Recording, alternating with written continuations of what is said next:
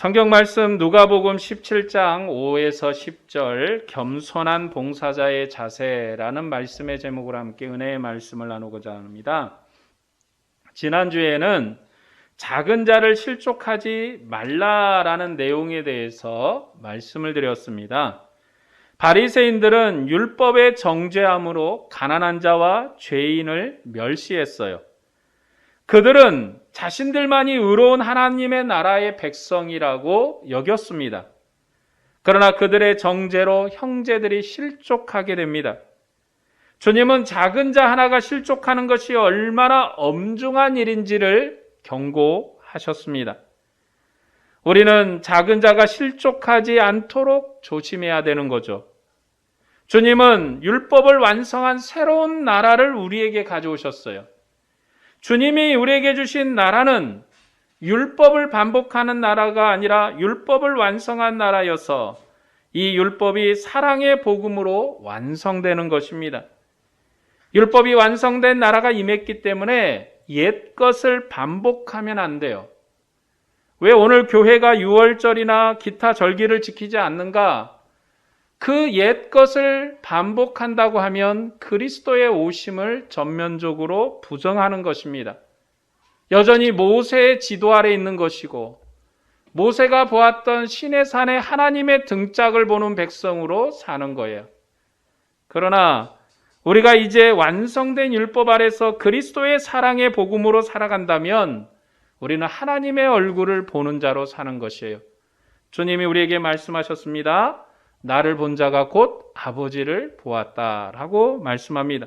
왜냐하면 이 아들은 아버지의 대리자이고 아버지가 보내서 온 자이고 그는 모든 정권을 가지고 오신 하나님의 권세의 아들이시기 때문에 그는 오셔서 옛 것을 반복하시는 분이 아니라 새 것으로 자기 백성을 먹이시고 입히시는 은혜로우신 하나님의 아들이십니다. 주님께서 십자가에 죽으시고 부활하심으로 죽음을 이기셨습니다. 우리가 주님의 사랑으로 형제를 사랑하고 그들을 보살펴야 되는 것은 주님이 그들을 사랑하셨기 때문이에요. 그것이 바로 작은 자를 실족하지 않게 하는 것입니다.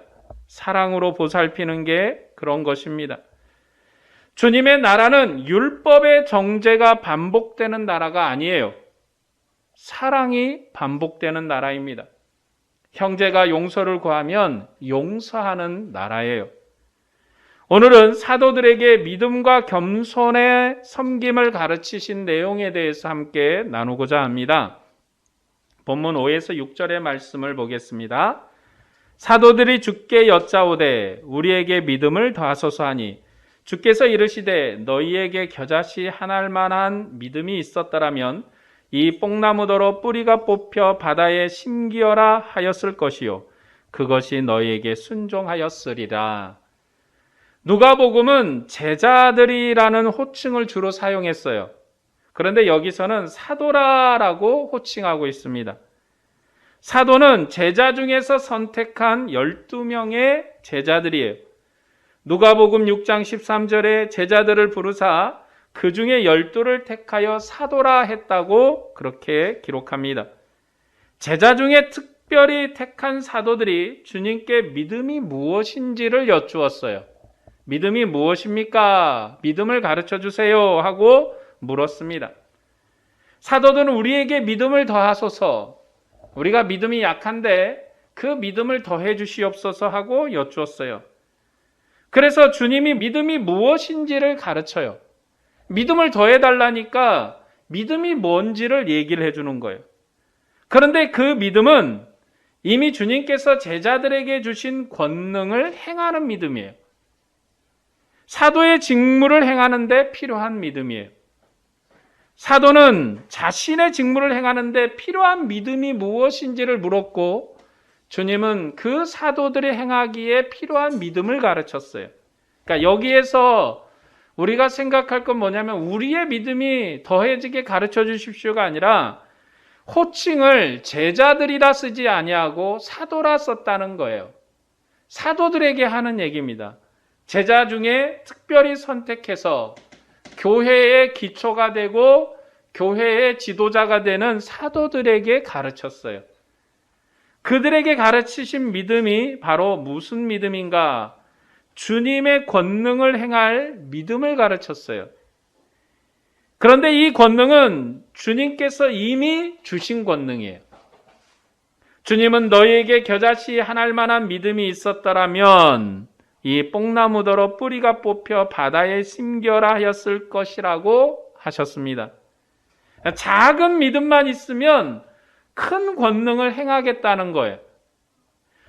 큰 일을 하는데 큰 믿음이 필요한 게 아니라 작은 믿음이 필요하다는데, 그런데 그들이 행할, 사도들이 행할 권능은 이미 주님께서 제자들을 파송하셨을 때 주신 권능이에요.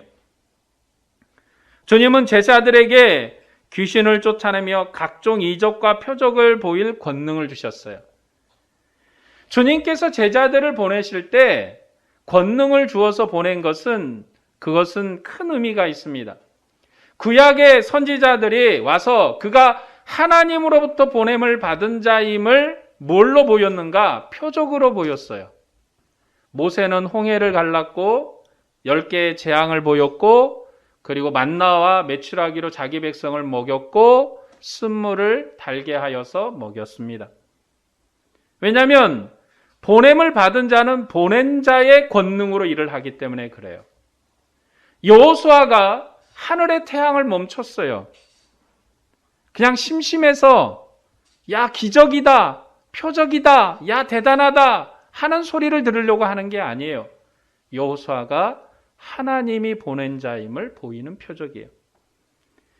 아들이신 예수 그리스도께서 이 땅에 오셔서 구약에 기록된 기록보다도 더한 많은 권능을 행하셨어요.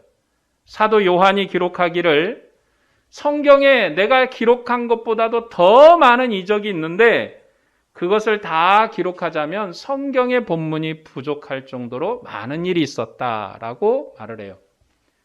왜 그렇게 하시는가? 그가 아버지로부터 보낸 하나님의 아들이셔요. 하나님의 아들은 선지자보다 모세보다 더한 권능을 보이셔야 돼요. 그래야지 그가 오신 참된 증인임을 보이는 거예요. 그러니까 예언이 있고 표적이 있고 완성이 있는 거예요.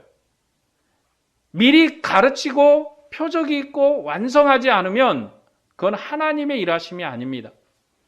이미 하나님께서 이스라엘 백성을 애굽으로 내려보낼 때 아브라함에게 말씀하셨어요. 400년 후에 나올 것이다. 400년의 때가 찼을 때 모세를 보내셨어요. 미리 말씀하시고 그리고 그 예언을 성취하시고 그리고 그 표적을 보이셔서 완성하셨어요.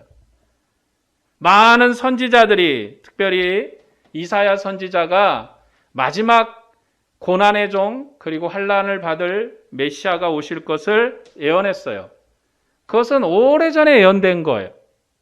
그가 오셔서 권능을 행하시고 일을 하셨는데 그의 일을 함께 돕는, 그의 일을 함께 하는 제자들에게도 같은 권능을 줘요. 그러니까 주님만 그 일을 하신 게 아니에요. 사도들도, 심지어 사도라 칭하지 않는 제자들까지도 귀신을 제어하고 이적과 표적을 보일 권능을 주어서 보냈어요. 그게 주님의 일하는 방법이에요. 오늘날도 마찬가지입니다.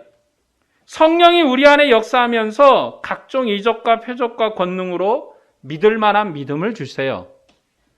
우리의 믿음이 나의 고백과 나의 믿음의 완성으로 나오는 게 아니라 성령이 우리 안에 역사하시고 능력과 권세로 우리에게 믿을 만한 믿음의 표적을 보이셔요. 그 표적이 성경에 기록하기 어려울 만한 놀라운 표적들이에요. 이루 말할 수가 없죠. 각자 여러분의 마음속에 각가지 표적들이 있을 거예요. 각자 고백이 있고 그리고 믿음의 신앙의 고백이 있을 것입니다. 오늘 본문과 비슷한 이야기가 마태복음에도 있어요. 마태복음 17장에서는 비슷한 내용이 나오는데 예수님께서 변화산에서 내려왔을 때 산 아래에 있던 제자들이 귀신 들린 아이를 고치지 못했어요. 그래서 제자들을 책망하시고 아이를 고쳐주셨습니다. 그때 제자들이 우리는 어찌하여 쫓아내지 못했습니까? 하고 물었어요. 그때 주님이 이렇게 대답하십니다. 너희 믿음이 작은 까닭이니라. 진실로 너희에게 이르노니 만일 너희에게 믿음이 겨자씨 한 알만큼만 있어도 이 산을 명하여 여기서 저기로 옮기라 하면 옮겨질 것이요 또 너희가 못할 것이 없으리라. 마태복음에선 산이라고 표현했고 누가복음에선 뽕나무를 어디다 심었냐면 바다에다 심었어요. 제자들에게는 이미 산을 또 뽕나무를 옮길 만한 큰 권세의 능력이 있습니다. 그 일을 하는데 필요한 것이 뭐냐? 겨자씨 한 알만큼의 믿음이에요. 누가복음도 그와 비슷하게 설명하는 거예요. 사도들이 우리에게 믿음을 더하여 주시옵소서, 믿음을 더하여 주시옵소서 하고 여쭈었어요. 사도들은 주님께 믿음이 무엇인지를 가르쳐 달라고 한 것입니다. 그래서 그 믿음을 가르쳤는데 그 믿음은 권능을 행할 믿음이에요. 불가능한 것 같은 일이 작은 믿음으로 이루어지는 것을 가르쳤어요. 주님은 그의 제자들을 파송하실 때 이미 큰 권세와 권능을 행할 능력을 주셨습니다. 주님이 제자들을 여러 지방으로 파송할 때 자기 권능을 자기 제자에게 주셨어요. 귀신을 쫓아내며 병든 자를 치료할 수 있는 권능을 주셨습니다. 하나님께서 아들에게 아버지의 모든 권능과 권세를 주어서 아버지의 일을 하게 하셨던 것처럼 아들도 그의 제자들에게 모든 권세와 권능을 주어서 아들의 일을 하게 해요. 아버지의 일을 아들이 하셨던 것처럼 아들은 자기 제자들에게 권세를 주어서 그 제자들에게 아들의 일을 하게 하셔요. 그래서 아들의 일이 이 땅에서 권세와 능력으로 드러나는 것입니다. 사도들이 주님의 일을 맡았기 때문에 그들이 아들의 일을 할 수 있도록 아들의 권능을 주셨습니다. 사도들은 아들의 일꾼으로서 아들의 권능을 받았습니다. 그런데 그 권능을 발휘하기 위해서 무엇이 필요한가? 작은 믿음이에요. 주님의 대리자로서 작은 믿음을 가지고 일하면 아들의 권능으로 역사할 것입니다. 그들에게 필요한 것은 아들의 일을 할 수 있는 작은 믿음이에요. 그러니까 이 사도들이 행하는 표적은 아들의 표적인 거예요. 그러니까 사도가 한 게 아니에요. 사도의 일이 아닙니다. 아들의 일이에요. 우리가 예수 그리스도께서 언제 오실까? 우리의 고민이 아니에요. 그건 아들의 일이에요. 아들이 행하실 역사입니다. 우리가 맡은 사명은 뭐냐? 주님의 마지막 명령은 뭐냐면 땅 끝까지 이르러 복음을 전하라는 게 주님의 마지막 명령이었어요. 우리의 사명은 아들이 언제 오는가? 어느 때 오실 것인가? 어떻게 이룰 것인가? 그거를 생각하는 게 우리의 사명이 아니라 아들의 일을 이룰 준비와 아들의 일을 이루어 가는 거예요. 아들이 그들과 사도들과 함께하기 때문에 작은 믿음이 필요합니다. 사도들의 권능이 발휘되는 게 아니라 주님의 권능이 발휘되기 때문에 작은 믿음으로 큰 일을 할 수가 있는 거예요. 이미 주님의 일이 시작됐고 주님이 일하셔요. 여러분, 모세가 홍해를 가를 때 사실 모세도 홍해가 갈라질 줄 몰랐어요. 하나님이 홍해로 가라니까 간 거예요. 그냥 밀어붙이니까. 어떤 결과가 올지 몰랐어요. 그때 하나님이 모세에게 말했습니다. 내 손을 펼쳐서 바다로 펼쳐라. 그때 역사가 나타나는 거예요. 하나님의 아들은 그를 보냈기 때문에 보낸 자의 권세로 일이 나타나는 거예요. 예수 그리스도께서 아버지로부터 보냄을 받았기 때문에 아들이 보낸 자의 권세로 일을 해요. 모세가 홍해를 가른 것은 모세의 능력이 아니에요. 모세가 행한 게 아닙니다. 하나님이 그를 보내셨기 때문에 하나님이 그들을 인도하고 계심을 모세를 통해서 여호와의 일을 보이신 거예요. 우리도 주님의 일을 할 수 있는 권능을 우리 안에 주셨습니다. 주님 우리를 세상에 보내셨습니다. 우리가 아무런 능력이 없어 보여도 이미 권세와 권능을 주셔서 세상에서 주님의 일을 하게 하셨어요. 우리에게 필요한 게 뭐냐? 여전히 작은 믿음입니다. 우리가 하는 일은 우리의 일이 아니라 주님의 일이에요. 작은 믿음이 있으면 주님의 일을 할 수 있어요. 우리를 통해서 주님께서 자기의 일을 하실 것이에요. 그러니 믿음으로 한 걸음을 내디디면 권능이 나타나는 거예요. 그 믿음으로 내딜 한 걸음이 문제인 거죠. 구약 시대에도 여호와께서 보냄을 받은 자들은 여호와의 대리자로서 하나님의 권세로 일을 했습니다. 모세가 행한 권세는 여호와께서 주신 권세예요. 구약의 모든 선지자들도 여호와께서 그들에게 준 권세로 일을 했어요. 하나님은 그의 종들을 통해서 일하시기 때문에 하나님의 일을 맡은 자에게 자기 권능을 주셨어요. 구약에 보면 하나님은 항상 종들을 통해서 일을 하셔요. 여호사도 하나님의 군대 장관으로 여호와의 이름으로 가나안을 대적하는 싸움을 시작했습니다. 그가 기도할 때 하늘의 태양도 멈췄어요. 여호사가 그런 일을 할 수 있었던 것은 그가 하나님의 일을 맡았기 때문에 그래요.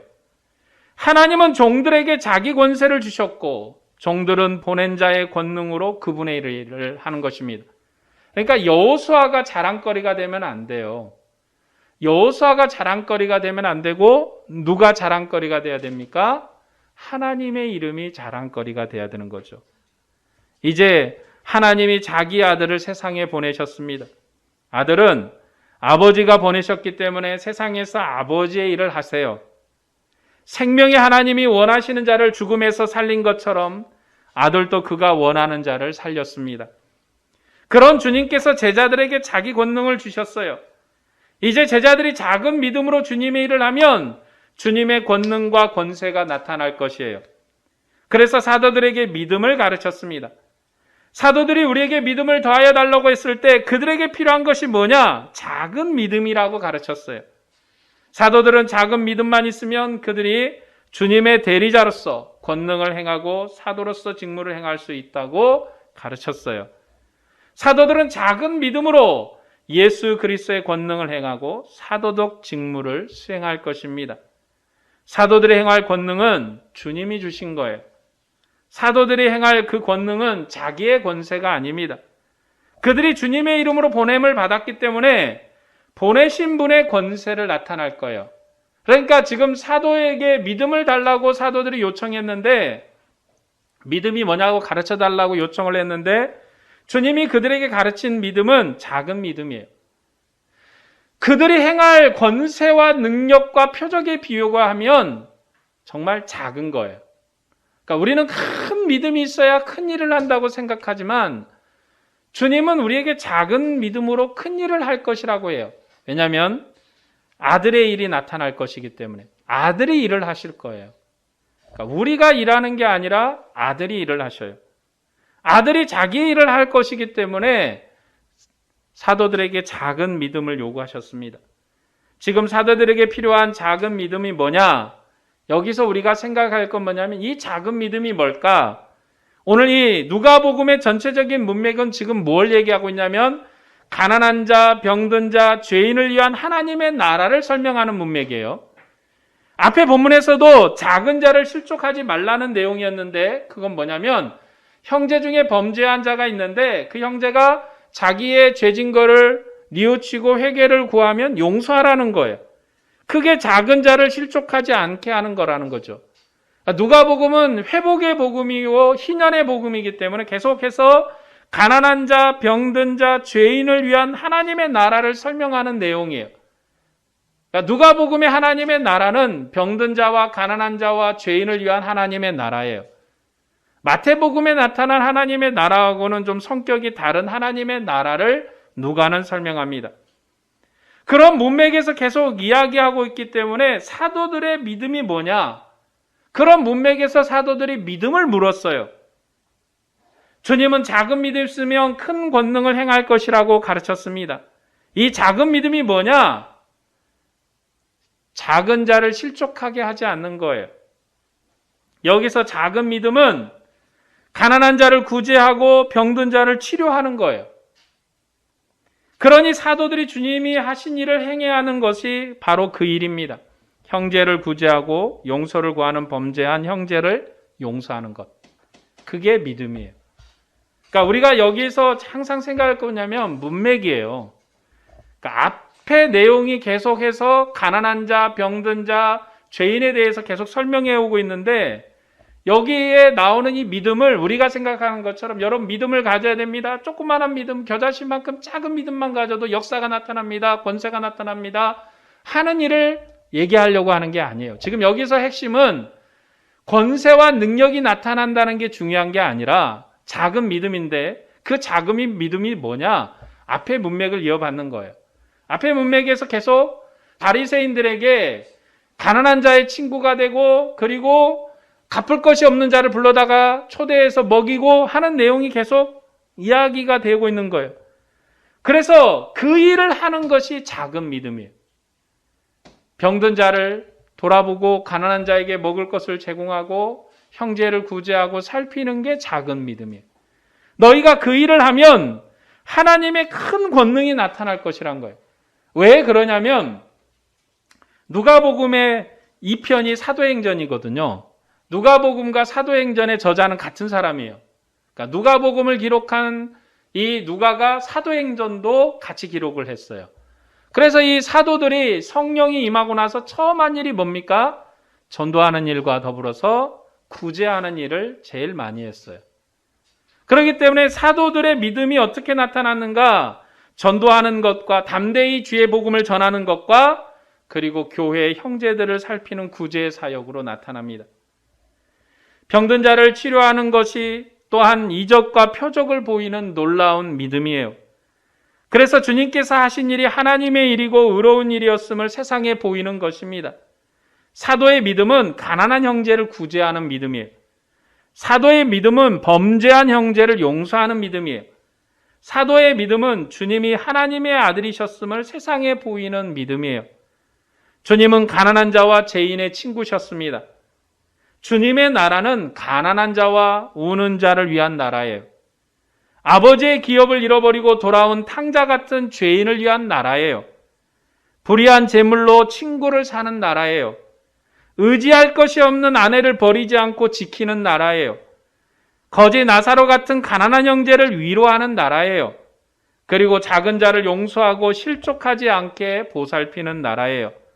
그러니까 주님께서 우리에게 주신 믿음과 권능은 범죄한 죄인, 가난한 자를 항상 품고 그들을 실족하지 않게 하는 것이 그들을 향한 믿음의 표현입니다. 주님의 긍휼로 서로 용서하는 믿음이 역사하는 나라예요. 교회는 용서의 믿음으로 역사할 교회입니다. 이것이 주님께서 제자들에게, 사도들에게 가르친 믿음이에요. 실족하게 하는 일이 없을 수는 없어요. 반드시 실족하게 하는 일이 있을 것입니다.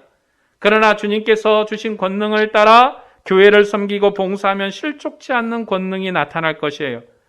그러니 사도들이 교회를 섬기는 권능이 바로 용서와 사랑과 가난한 자를 돕는 것입니다. 산이 움직이고 땅이 움직이고 바다가 요동을 해도 섬김의 권능을 나타내지 못한다면 아무것도 아니에요. 그러니까 우리는 항상 거기에 초점을 맞췄거든요. 작은 믿음이 있으면 큰 일을 할 수 있습니다. 작은 믿음이 있으면 놀라운 일을 이룰 수 있습니다. 그래서 그 작은 믿음을 우리 안에 있는 어떤 신앙심으로 얘기를 했어요. 그런데 성경은 항상 우리가 얘기 드리지만 본문의 문맥이 중요하거든요. 계속 누가복음은 가난한 자에 대한 얘기를 하고 있는데 그 작은 믿음이 뭐냐? 가난한 자를 보살피는 믿음이에요. 병든 자를 돌아보는 믿음이에요. 그리고 용서를 구하는 자에게 용서하여서 그가 실족치 않게 하는 믿음이에요. 바로 돌아온 탕자를 용납하고 어려움을 당한 자를 돕는 것이 바로 가난한 자를 향한 믿음의 소망이에요. 그러니까 누가복음의 믿음은 가난한 자를 보살피는 믿음이에요. 그러면 놀라운 역사를 이룰 것이다 라고 이야기합니다. 본문 7에서 10절 말씀을 보겠습니다. 너희 중에 누구에게 밭을 갈거나 양을 치거나 하는 종이 있어 밭에서 돌아오면 그더러 곧 와 앉아서 먹으라 말할 자가 있느냐? 도리어 그더러 내 먹을 것을 준비하고 띠를 띠고 내가 먹고 마시는 동안에 수종 들고 너는 그 위에 먹고 마시라 하지 않겠느냐? 명한 대로 하였다고 종에게 감사하겠느냐? 이와 같이 너희도 명령받은 그것을 다 행한 후에 이르기를 우리는 무익한 종이라. 우리가 해야 할 일을 한 것뿐이라 할지니라. 주님은 권능을 행하는 것보다 더 중요한 것이 겸손하게 섬기는 것이라고 가르쳐요. 종의 자세가 섬김의 자세예요. 겸손한 자세입니다. 종은 자기 일을 다 하고도 감사의 인사를 받지 못합니다. 자기가 해야 할 일을 했기 때문에 그래요. 자기 일을 다 했다고 주인이 종에게 감사하지 않습니다. 그러니 사도들도 충성을 다해 일해야 됩니다. 그 일을 다 하고 나서도 우리는 무익한 종이라 우리가 하여야 할 일을 한 것뿐이라고 겸손해야 돼요.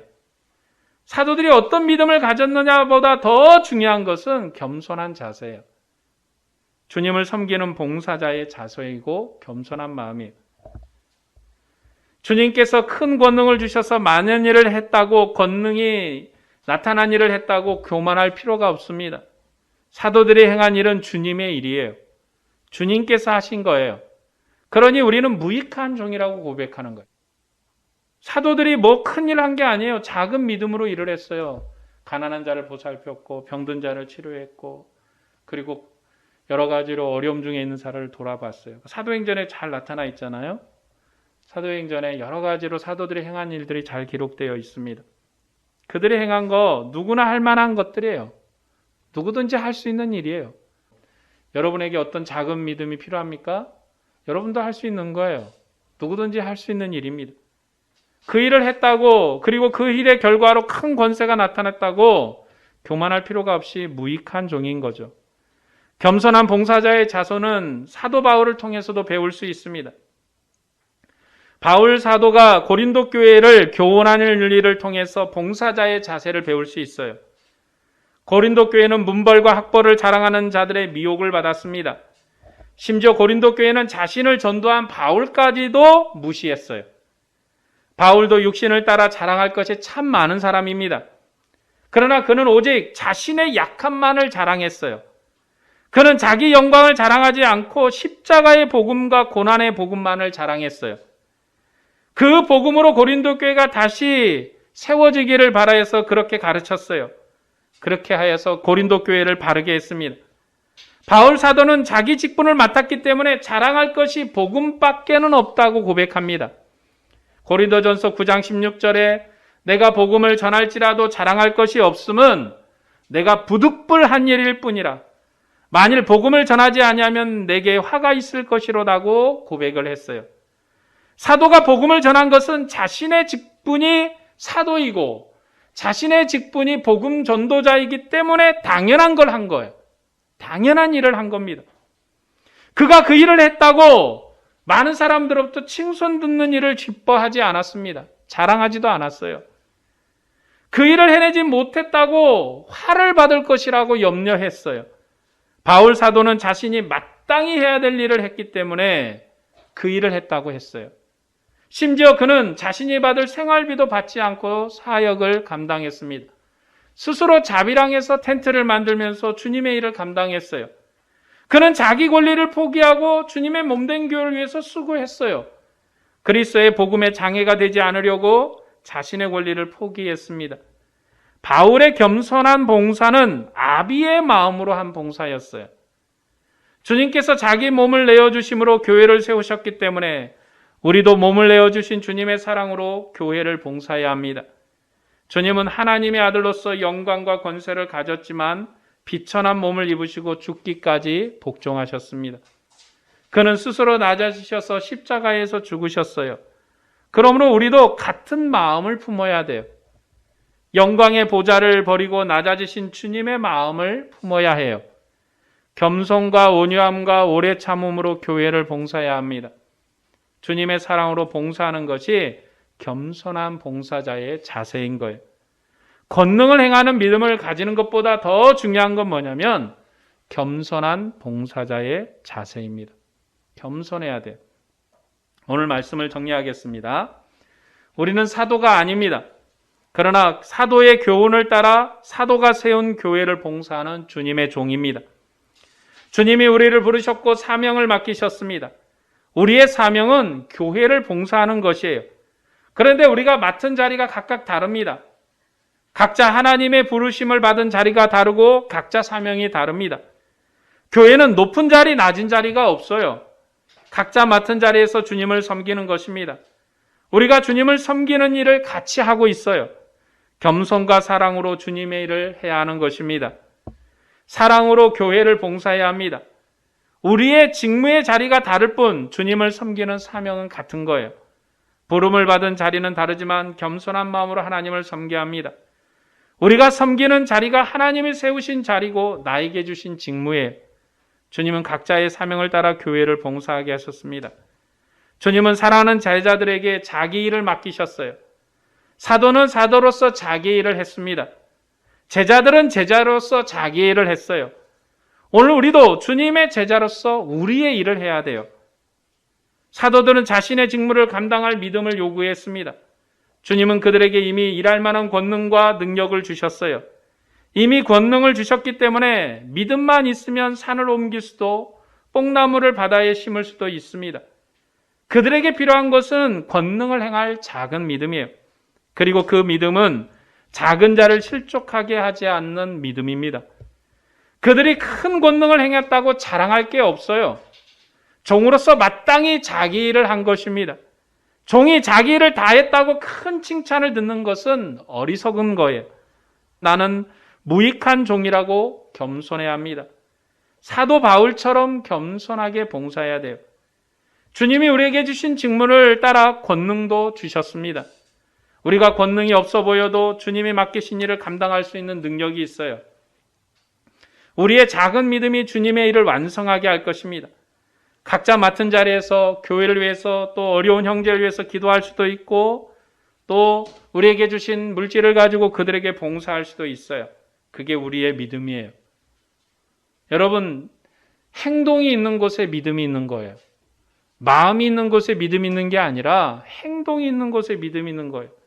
그래서 병든 형제를 위해서 기도할 수 있고 가난한 형제에게 작은 물질이라도 나눠줄 수 있고 하는 게 우리의 믿음이에요. 교회를 위해서 기도할 수 있고 형제를 위해서 기도할 수 있는 거예요. 더불어 형제의 필요를 채울 봉사를 할 수 있어요. 주님을 위한 봉사는 누구도 막을 수 없고 멈출 수 없는 거예요. 우리의 삶이 다할 때까지 다하고 또 수고를 다한다 할지라도 우리의 믿음의 고백은 항상 무익한 종인 거예요. 우리는 해야 할 일을 한 것뿐입니다.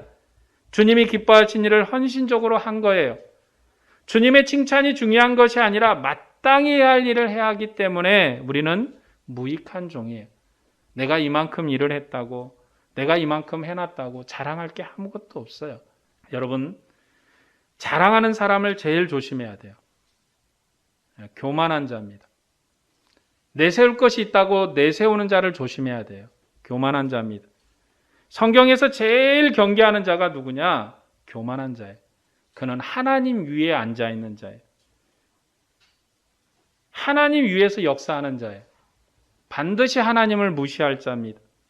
성경에서도 그런 교만을 경고하고 있어요. 여러분들은 여러분의 삶에서 이루어진 여러 가지 일들로 여러분이 자랑거리를 삼지 말고 항상 무익한 종이라 하는 믿음으로 사시기를 바랍니다. 우리의 위로와 기쁨은 믿음의 형제를 통해서 얻는 거예요. 형제의 삶이 평안할 때, 형제의 삶이 기쁠 때, 형제가 아무런 문제가 없을 때 우리가 위로를 얻습니다. 우리의 위로는 교회의 평안에 있어요. 그러니까 교회가 평안하면 그것은 바로 우리 모두의 기쁨이고 위로예요. 그러니까 교회가 교인이 많아져서 매일매일 바람잘 날 없이 다툼이 있고 싸움이 있으면 그것도 참 마음 아픈 거예요. 여러분 모두가 형제를 믿음으로 용서하고 사랑하며 겸손한 마음으로 봉사하는 봉사자가 되시기를 바랍니다. 오늘 또 겸손함으로 주님의 일을 봉사하는 여러분에게 주님의 은혜와 평강이 충만하기를 축원합니다. 기도하겠습니다.